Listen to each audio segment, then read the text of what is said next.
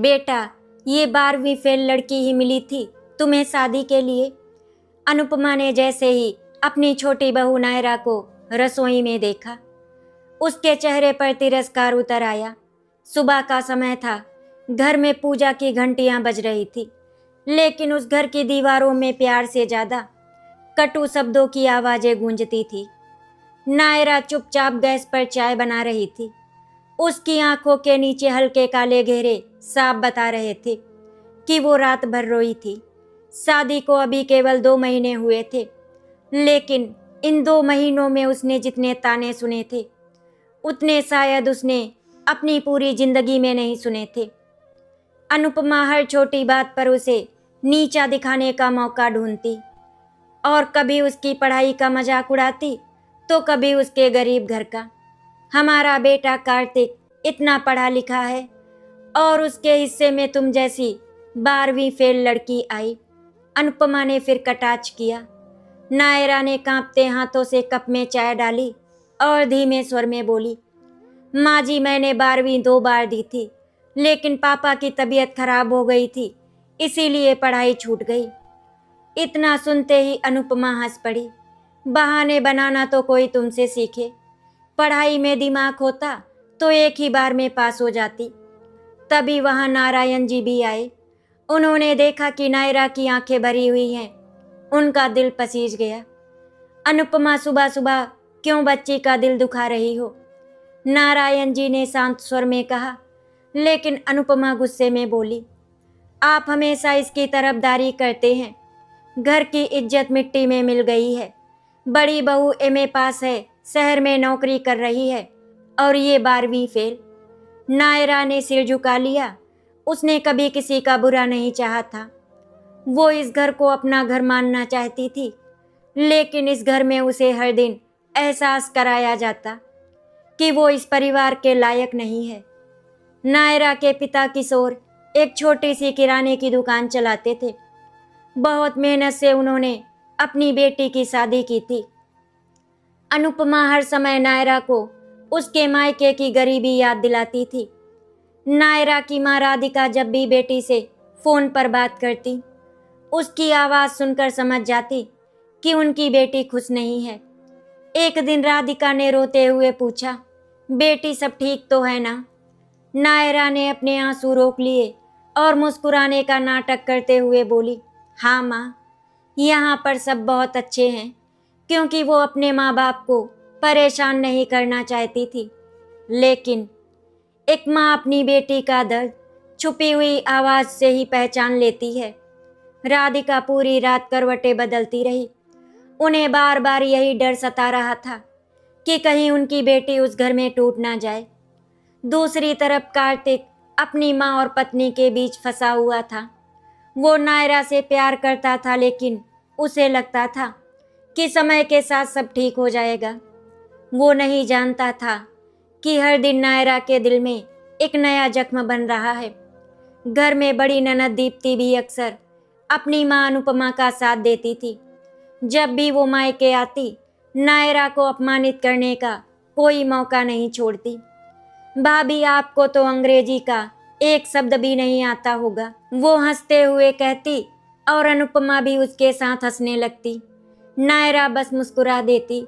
उसने कभी पलटकर जवाब नहीं दिया, लेकिन उसके अंदर धीरे धीरे आत्मसम्मान टूटता जा रहा था। एक दिन घर में अनुपमा की बहन आई थी। सब लोग ड्राइंग रूम में बैठे थे। तभी अनुपमा ने कहा, दीदी, हमारी छोटी बहू तो 12वीं भी पास नहीं कर पाई। पता नहीं आजकल के माँ बाप कैसे बच्चों को पालते हैं।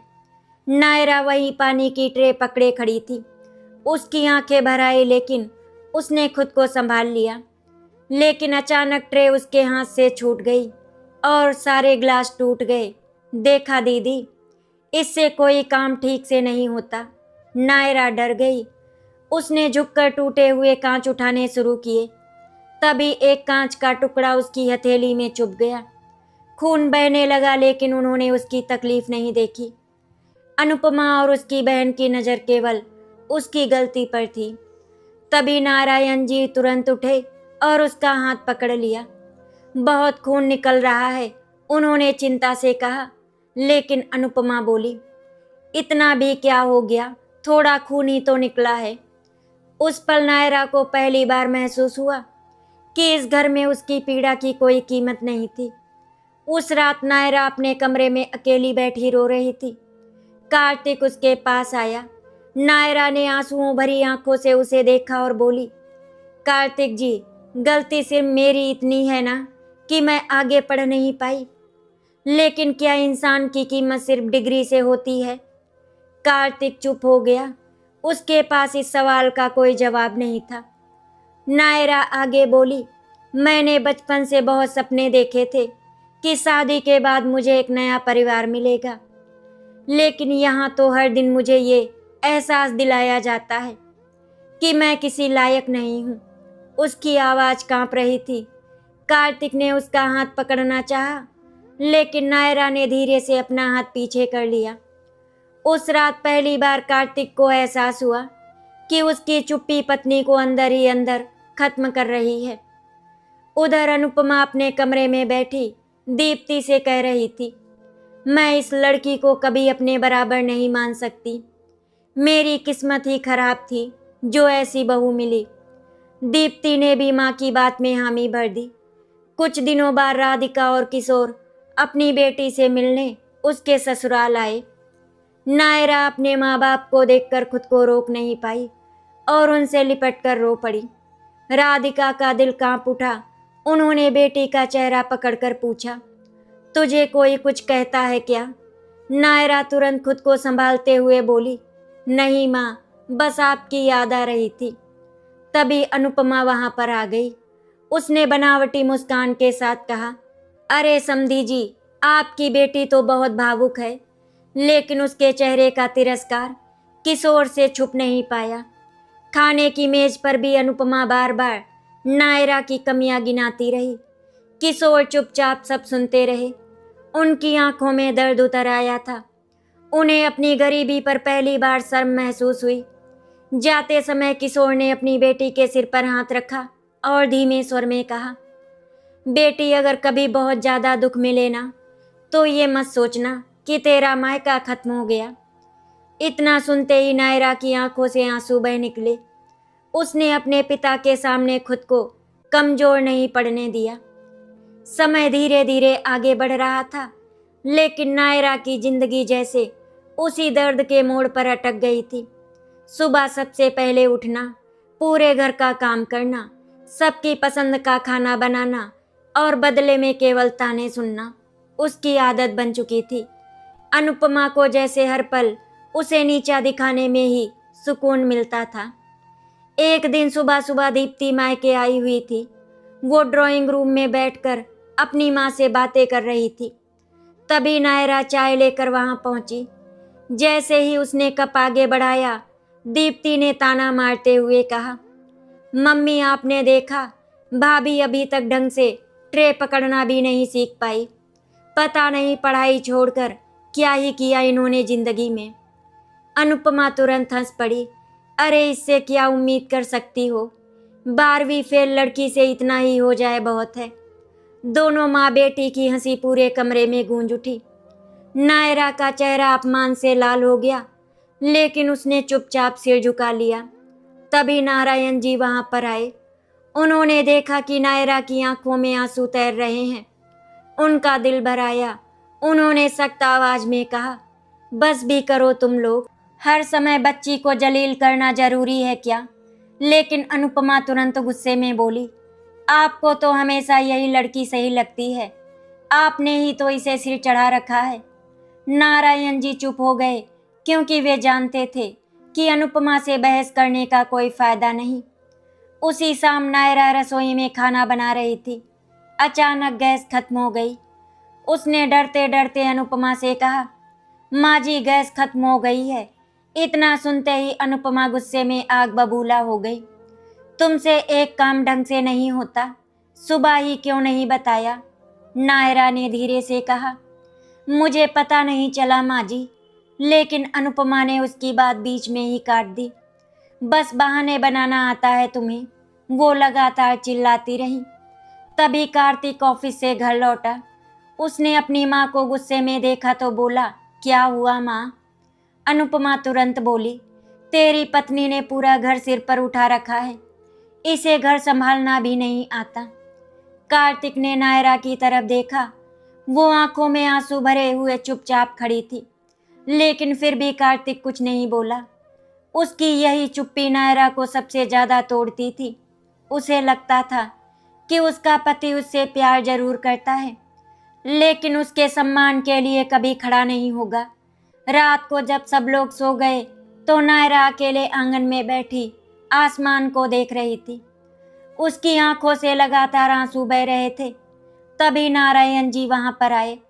उन्होंने उसके पास बैठते हुए कहा, बेटी इतना मत रोया करो, दुख जितना अंदर दबाओगी उतना ही बढ़ेगा। नायरा ने तुरंत अपने आंसू पोंछ लिए और बोली, मैं ठीक हूँ पापा जी। नारायण जी हल्का सा मुस्कुराए। जिसकी आंखें इतनी लाल हो वो ठीक नहीं होता बेटा। इतना सुनते ही नायरा फूट पड़ी, पापा जी मैंने कभी किसी का बुरा नहीं किया, फिर माँ जी मुझसे इतनी नफरत क्यों करती हैं? उसकी आवाज कांप रही थी। नारायण जी के पास भी इस सवाल का कोई जवाब नहीं था। उन्होंने बस उसके सिर पर हाथ रख दिया। हर इंसान की सोच अलग होती है बेटी, लेकिन याद रखना, समय सबको सच दिखा देता है। नायरा चुप हो गई, लेकिन ऊपर कमरे की खिड़की से अनुपमा ने दोनों को बात करते हुए देख लिया। उसके मन में गुस्सा भर गया। अब इसने मेरे पति को भी अपने पक्ष में कर लिया, उसने मन ही मन सोचा। उसके अंदर नायरा के लिए नफरत और बढ़ती जा रही थी। कुछ दिनों बाद घर में एक बड़ी पूजा रखी गई। अनुपमा ने अपने सभी रिश्तेदारों और पड़ोसियों को बुलाया। सुबह से नायरा अकेले पूरे घर का काम कर रही थी। रसोई में घंटों खड़े खड़े उसके पैर सूज गए, लेकिन उसने किसी से शिकायत नहीं की। पूजा शुरू हुई तो सब औरतें सुंदर साड़ियों में सजकर बैठी थी। नायरा भी साधारण सी साड़ी पहनकर चुपचाप एक कोने में बैठ गई। तभी एक रिश्तेदार ने मुस्कुराकर पूछा, अनुपमा जी, आपकी छोटी बहू क्या करती है? अनुपमा ने व्यंग से कहा, अरे ये क्या करेगी, 12वीं भी तो पास नहीं कर पाई, घर का काम ही कर ले वही बहुत है। सब औरतें धीरे धीरे मुस्कुराने लगी। नायरा का दिल जैसे किसी ने मुट्ठी में भींच लिया हो। उसे लगा कि जमीन फट जाए और वो उसमें समा जाए। तभी एक बुजुर्ग महिला बोली, बहन पढ़ाई जरूरी है, लेकिन संस्कार उससे भी ज्यादा जरूरी होते हैं। लेकिन अनुपमा ने उनकी बात अनसुनी कर दी। पूजा खत्म होने के बाद भी वो बार बार लोगों के सामने नायरा को छोटा साबित करती रही। उधर मायके में किशोर और राधिका अपनी बेटी की चिंता में घुलते जा रहे थे। एक रात राधिका रोते हुए बोली, मुझे डर लगता है किशोर जी, हमारी बेटी कहीं अंदर ही अंदर टूट ना जाए। किशोर जी की आंखें भर आई, मैं गरीब जरूर हूँ राधिका, लेकिन अपनी बेटी को दुख में नहीं देख सकता। अगले दिन वे अचानक नायरा के ससुराल पहुंच गए। उस समय नायरा रसोई में बर्तन धो रही थी। उसके हाथों की उंगलियां लगातार पानी में रहने से छिल गई थी।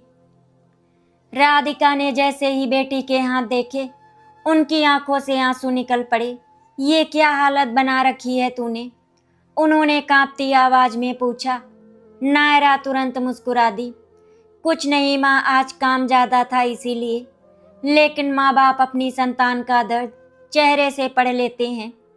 किशोर ने पूरे घर पर नजर डाली। उन्हें साफ महसूस हो रहा था कि उनकी बेटी इस घर में खुश नहीं है। तभी अनुपमा वहां पर आई और बोली, समधी जी, आपकी बेटी को काम की आदत नहीं है, इसीलिए थोड़ी परेशान हो जाती है। किशोर ने पहली बार अनुपमा की आंखों में आंखें डालकर कहा, बहन जी, मेरी बेटी ने गरीबी जरूर देखी है, लेकिन हमने उसे कभी प्यार की कमी नहीं होने दी। कमरे में कुछ पल के लिए सन्नाटा छा गया। अनुपमा को किशोर की बात चुभ गई, लेकिन उसने कुछ कहा नहीं।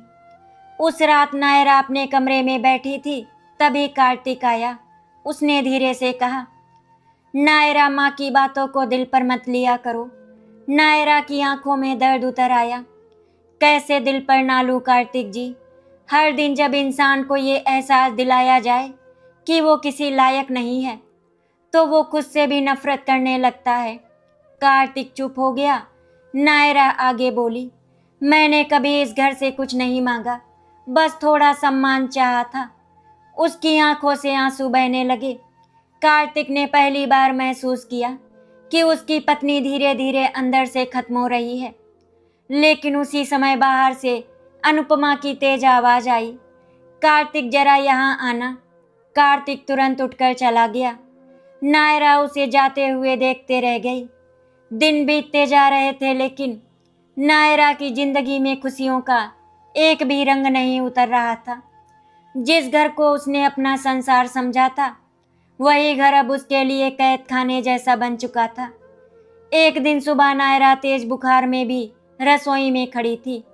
उसके हाथ कांप रहे थे, आंखें जल रही थी, लेकिन फिर भी वो सबके लिए नाश्ता बना रही थी।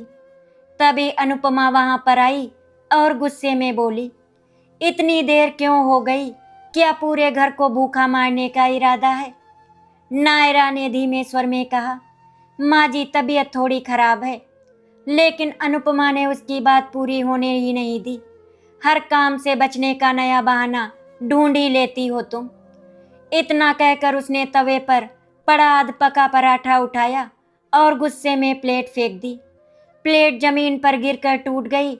आवाज सुनकर कार्तिक और नारायण जी भी वहां पर आ गए। नारायण जी ने नायरा का चेहरा देखा तो समझ गए कि उसे तेज बुखार है। उन्होंने तुरंत उसका माथा छुआ। अरे, इसका शरीर तो जल रहा है।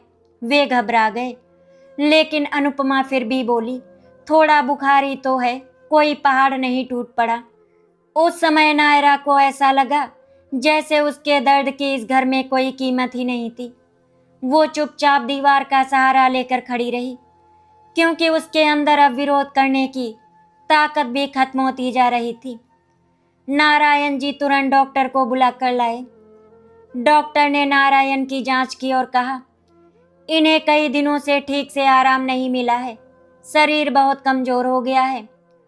डॉक्टर की बात सुनकर नारायण जी की आंखों में चिंता उतर आई, लेकिन अनुपमा के चेहरे पर कोई फर्क नहीं पड़ा। डॉक्टर के जाते ही वो बोली, काम नहीं करना पड़े इसीलिए बीमारी का नाटक कर रही है। नायरा ने ये बात सुन ली। उसकी आंखों से आंसू बहने लगे। तभी अचानक उसे चक्कर आया और वो जमीन पर गिर पड़ी। कार्तिक घबरा गया। उसने तुरंत उसे उठाया और कमरे में ले गया। पहली बार उसने अपनी पत्नी को इतने करीब से टूटते हुए देखा था। नायरा बेसुध पड़ी थी और उसकी आंखों के कोनों से आंसू बह रहे थे। कार्तिक का दिल भर आया। उसे एहसास होने लगा था कि उसकी चुप्पी नायरा को हर दिन थोड़ा थोड़ा मार रही है। उधर अनुपमा अपने कमरे में बैठी दीप्ति से फोन पर कह रही थी, बहुत नाटक करती हैं तुम्हारी भाभी। मैंने भी घर संभाला है, लेकिन कभी ऐसे ड्रामे नहीं किए। दीप्ति भी माँ की हाँ में हाँ मिला रही थी। अगले दिन नायरा के मायके से राधिका का फोन आया। जैसे ही उन्होंने बेटी की आवाज़ सुनी, वे समझ गईं कि वो रोई है। नायरा, सच सच बता, क्या बात है? राधिका ने कांपती आवाज में पूछा। नायरा अब खुद को रोक नहीं पाई और वो फूट फूट कर रोने लगी। माँ, मैंने बहुत कोशिश की सबको खुश रखने की, लेकिन माँ जी मुझसे नफरत करती हैं। मैं चाहे कुछ भी कर लूँ, उन्हें कभी अच्छा नहीं लगता। उसकी टूटी हुई आवाज़ सुनकर राधिका का दिल कांप उठा। उनकी आंखों से भी आंसू बहने लगे। तभी किशोर ने फोन लिया और भारी आवाज में बोले, बेटी अगर वहाँ बहुत दुख है तो तू घर वापस आ जा। लेकिन नायरा तुरंत बोली, नहीं पापा, अगर मैं चली गई तो लोग कहेंगे कि मैं रिश्ता नहीं निभा पाई। उसकी आवाज में दर्द के साथ साथ डर भी था। वो अपने मायके वालों पर बोझ नहीं बनना चाहती थी। फोन कटने के बाद किशोर पूरी रात सो नहीं पाए। उन्हें बार बार अपनी बेटी का रोता हुआ चेहरा याद आ रहा था। पहली बार उन्हें अपनी गरीबी पर गुस्सा आ रहा था। अगर उनके पास पैसा और रुतबा होता तो शायद कोई उनकी बेटी की इतनी बेइज्जती करने की हिम्मत नहीं करता। कुछ दिनों बाद घर में दीप्ति की ससुराल वाले आने वाले थे। अनुपमा ने पूरे घर की जिम्मेदारी नायरा पर डाल दी। सुबह से रात तक वो अकेली काम करती रही। उसने पूरे घर को सजाया, तरह तरह के पकवान बनाए, लेकिन किसी ने उसकी मेहनत की तारीफ नहीं की। शाम को जब मेहमान आए तो सब खाने की तारीफ करने लगे। दीप्ति की सास मुस्कुराते हुए बोली, वाह अनुपमा जी, आपकी छोटी बहू बहुत गुणी है। लेकिन अनुपमा तुरंत बोली, अरे गुनी वुनी कुछ नहीं है, बस काम कर लेती है, पढ़ाई लिखाई तो इसे आती नहीं। नायरा वहीं खड़ी सब सुन रही थी। उसकी आंखों में दर्द उतर आया। तभी दीप्ति की सास ने गंभीर होकर कहा, बहन, पढ़ाई से ज़्यादा जरूरी इंसानियत होती है। आजकल इतनी सेवा करने वाली बहुएं कहाँ मिलती हैं। ये सुनकर अनुपमा कुछ पल के लिए चुप हो गई। उसके चेहरे पर फिर भी अहंकार साफ दिखाई दे रहा था। उसे लगता था कि डिग्री के बिना इंसान की कोई इज्जत नहीं हो सकती। उधर नायरा के दिल में ये बात तीर की तरह चुभ गई कि चाहे वो कितना भी अच्छा कर ले, उसकी पहचान हमेशा 12वीं फेल ही रहेगी। उस रात कार्तिक अपने कमरे में बहुत बेचैन था। उसने पहली बार अपनी माँ की बातों को ध्यान से सोचना शुरू किया। उसे याद आया कि शादी के बाद से नायरा ने कभी किसी से ऊंची आवाज में बात नहीं की, कभी किसी काम के लिए मना नहीं किया, फिर भी उसे हर दिन अपमान सहना पड़ता है। वो धीरे धीरे समझने लगा था कि उसकी माँ गलत है, लेकिन उसे डर था कि अगर उसने माँ के खिलाफ आवाज उठाई तो घर में बहुत बड़ा तूफान आ जाएगा। उधर नायरा बालकनी में खड़ी आसमान देख रही थी। उसकी आंखें सूज चुकी थी। तभी नारायण जी उसके पास आए और बोले, बेटी, जिंदगी में इंसान का असली इम्तिहान दुख के समय होता है। जो लोग दूसरों को छोटा समझते हैं ना, समय एक दिन उन्हें आईना जरूर दिखाता है। नायरा चुप रही, लेकिन उनके शब्द उसके दिल में उतर गए। पहली बार उसके मन में एक छोटी सी उम्मीद जगी कि शायद एक दिन उसकी सास को अपनी गलती का एहसास हो जाएगा। लेकिन उसी रात अचानक अनुपमा की तबीयत खराब हो गई। उन्हें तेज सीने में दर्द होने लगा। पूरा घर घबरा गया। कार्तिक तुरंत उन्हें अस्पताल लेकर जाने लगा, लेकिन उस समय सबसे पहले नायरा ही दौड़ कर आई। उसने कांपते हाथों से अनुपमा को संभाला, उन्हें पानी पिलाया और जल्दी से उनका बैग तैयार किया। अस्पताल पहुंचने के बाद डॉक्टर ने कहा, इनका ब्लड प्रेशर बहुत बढ़ गया था और उन्हें कुछ दिनों तक पूरा आराम करना होगा। कार्तिक और दीप्ति दोनों परेशान थे, लेकिन उस मुश्किल समय में सबसे ज़्यादा सेवा नायरा ने की। पूरी रात वो अस्पताल में जागती रही। उसने अपनी सास के पैरों की मालिश की, समय पर दवा दी और बिना थके उनकी देखभाल करती रही। एक पल के लिए अनुपमा ने नायरा की तरफ देखा। पहली बार उनके मन में हल्की सी बेचैनी हुई। जिस लड़की को वे हर दिन अपमानित करती थी, वही लड़की आज बिना किसी शिकायत के उनकी सेवा कर रही थी। लेकिन उनका अहंकार अभी भी पूरी तरह टूटा नहीं था। उन्होंने नजरें फेर ली, जबकि नायरा चुपचाप उनकी चादर ठीक करती रही। अस्पताल से घर लौटने के बाद डॉक्टर ने साफ कह दिया था कि अनुपमा को अब किसी भी तरह का तनाव नहीं लेना चाहिए। उन्हें समय पर दवाइयाँ, आराम और देखभाल की ज़रूरत है। घर में सब लोग अपनी अपनी जिंदगी में व्यस्त हो गए, लेकिन नायरा ने अपनी पूरी दुनिया सास की सेवा में लगा दी। कई बार रात के 2-2 बजे तक वो जागती रहती, क्योंकि अनुपमा को नींद नहीं आती थी। लेकिन फिर भी अनुपमा के स्वभाव में कोई बदलाव नहीं आया था। एक दिन दवा देते समय उन्होंने तिरस्कार से कहा, इतनी सेवा करके महान बनने की कोशिश मत करो। नायरा बस हल्का सा मुस्कुरा दी। उसने कोई जवाब नहीं दिया। उसके लिए रिश्ते निभाना किसी सौदे जैसा नहीं था। वो दर्द में भी अपना फर्ज निभाना जानती थी। ये बात धीरे धीरे नारायण जी और कार्तिक दोनों को अंदर तक महसूस होने लगी। उधर दीप्ति अब मायके कमाने लगी थी। उसकी अपनी ससुराल में परेशानियां बढ़ रही थी। उसकी सास उसे हर छोटी बात पर ताने देती थी, तुम्हें तो घर का कोई काम ही नहीं आता, मायके में बस आराम किया होगा। ऐसे शब्द अब हर दिन दीप्ति के कानों में गूंजते थे। पहले जो दीप्ति अपनी माँ के साथ मिलकर नायरा का मजाक उड़ाती रहती थी, अब वही हर रात चुपचाप रोने लगी थी। एक दिन वो अचानक मायके आई और आते ही अपनी माँ से लिपट कर रो पड़ी। मम्मी, मेरी सास मुझे बिल्कुल पसंद नहीं करती। मैं जो भी करती हूँ उन्हें गलत लगता है। उसकी आवाज़ कांप रही थी। अनुपमा बेटी का दर्द देखकर बेचैन हो उठी। उन्होंने तुरंत उसे सीने से लगा लिया। मेरी बच्ची इतना दुख सह रही थी और मुझे बताया भी नहीं। ये कहते हुए उनकी आंखें भर आई। तभी कमरे के बाहर खड़ी नायरा सब सुन रही थी। उसकी आंखों में भी आंसू आ गए। उसे पहली बार लगा कि शायद अम्मा जी दूसरों का दर्द समझ पाएंगी। लेकिन अगले ही पल अनुपमा बोली, तू चिंता मत कर, मैं खुद तेरी सास से बात करूंगी। नायरा चुपचाप वहां से चली गई। उसके दिल में एक टीस उठी। जब दीप्ति दुख में थी तब माँ का दिल पिघल गया, लेकिन वही माँ कभी उसकी आंखों के आंसू नहीं देख पाई। उस रात अनुपमा सो नहीं पाई। उन्हें बार बार दीप्ति की बातें याद आ रही थी। अचानक उनकी आंखों के सामने नायरा का चेहरा घूमने लगा। वही चुप आंखें, वही दबे हुए आंसू, वही हर दिन अपमान सहकर भी मुस्कुराने की कोशिश। पहली बार उनके मन में एक अजीब सी बेचैनी हुई। उन्हें याद आने लगा कि कैसे उन्होंने रिश्तेदारों के सामने नायरा का मजाक उड़ाया था, कैसे हर छोटी बात पर उसे नीचा दिखाया था।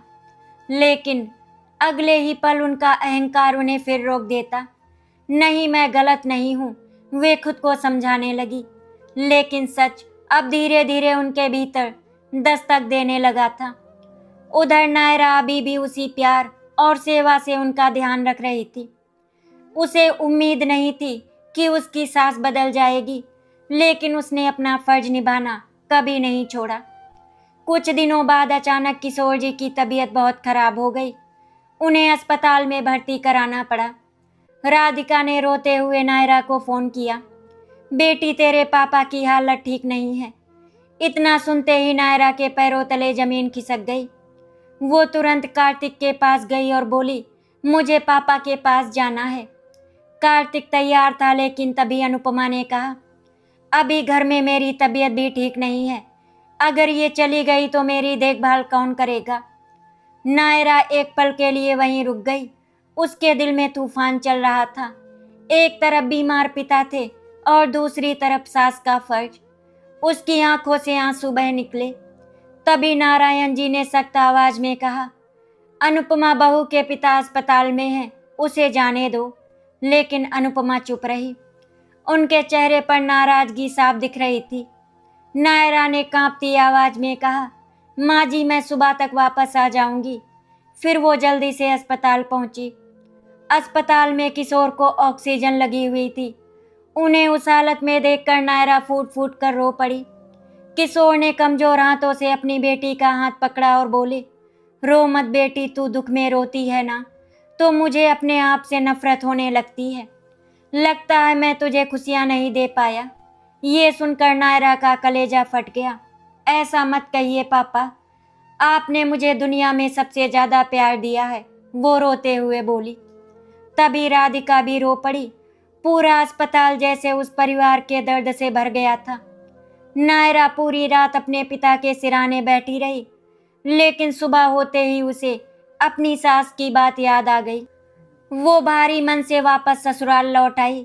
घर पहुंचते ही उसने देखा कि अनुपमा चुपचाप बिस्तर पर बैठी है।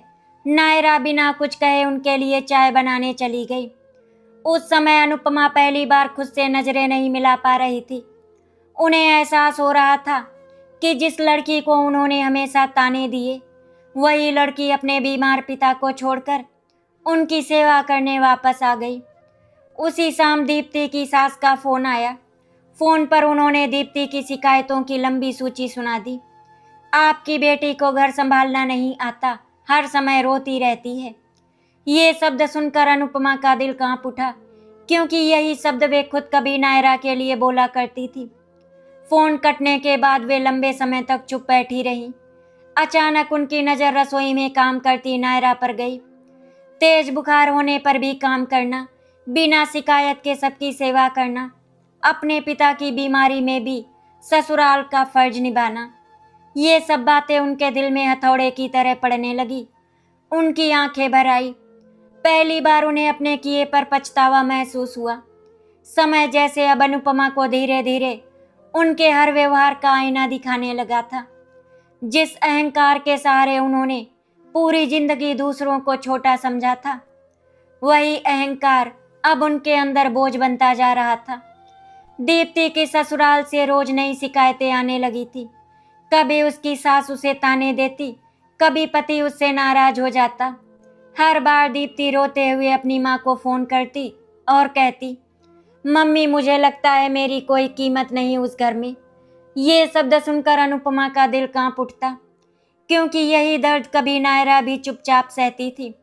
फर्क सिर्फ इतना था कि दीप्ति खुलकर रो लेती थी, लेकिन नायरा ने हमेशा अपने आंसुओं को मुस्कान के पीछे छिपा लिया।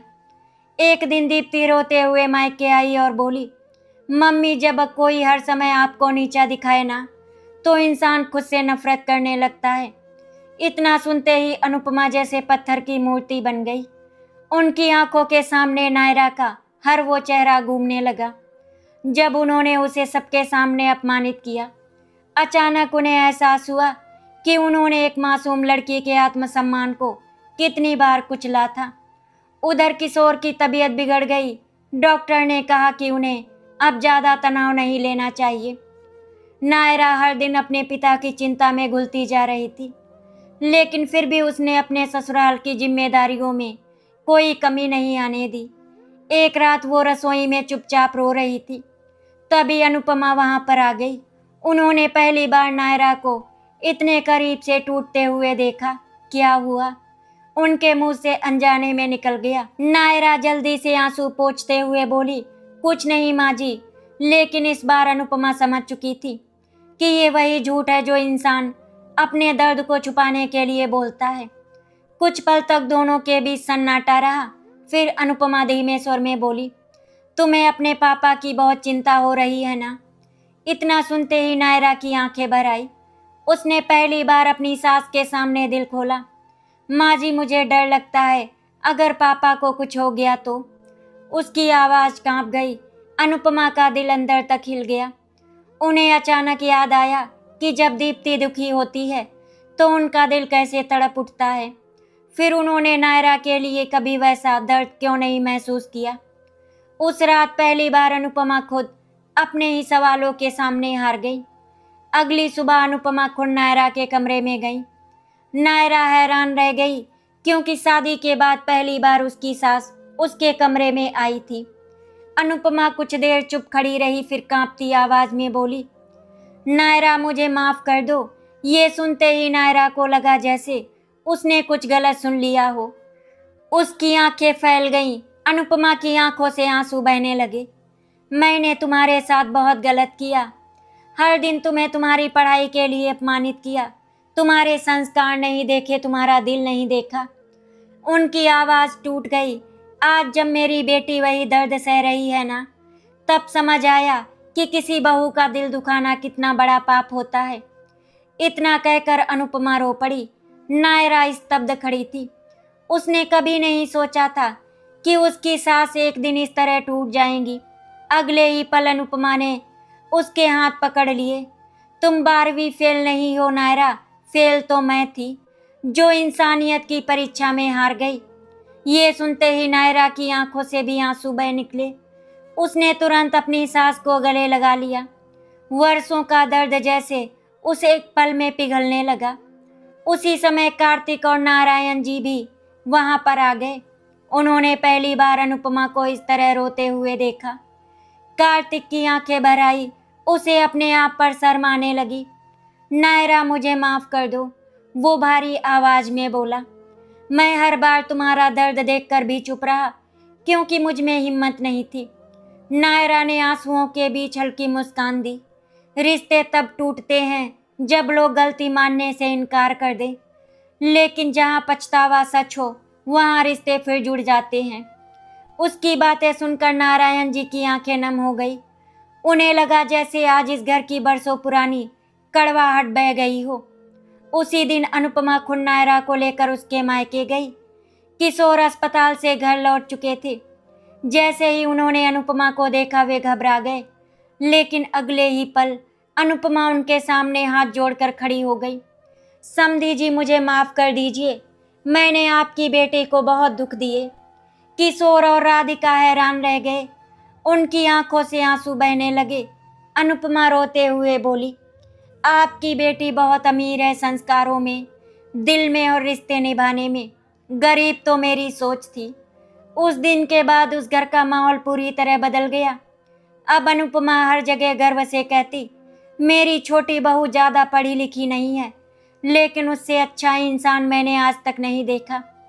दीप्ति भी अपनी गलतियों पर शर्मिंदा थी। उसने नायरा से माफ़ी मांगी और धीरे धीरे दोनों के रिश्ते भी सुधरने लगे। कार्तिक अब हर कदम पर अपनी पत्नी के सम्मान के लिए खड़ा रहने लगा। और नायरा, उसने कभी अपने दिल में किसी के लिए नफरत नहीं रखी। शायद यही उसकी सबसे बड़ी खूबी थी। जिस लड़की को कभी 12वीं फेल कहकर अपमानित किया जाता था, वही लड़की आज पूरे परिवार की सबसे बड़ी ताकत बन चुकी थी। अनुपमा को आखिर अपने कर्मों का फल मिल चुका था। उन्हें समझ आ गया था कि डिग्री इंसान को बड़ा नहीं बनाती, बल्कि उसका व्यवहार और संस्कार उसे महान बनाते हैं। आशा करती हूँ आपको हमारी कहानी अच्छी लगी होगी। अगर आपको हमारी कहानी अच्छी लगी तो वीडियो को लाइक एंड शेयर करें, चैनल को सब्सक्राइब करें। वीडियो देखने के लिए आप सभी का बहुत बहुत धन्यवाद।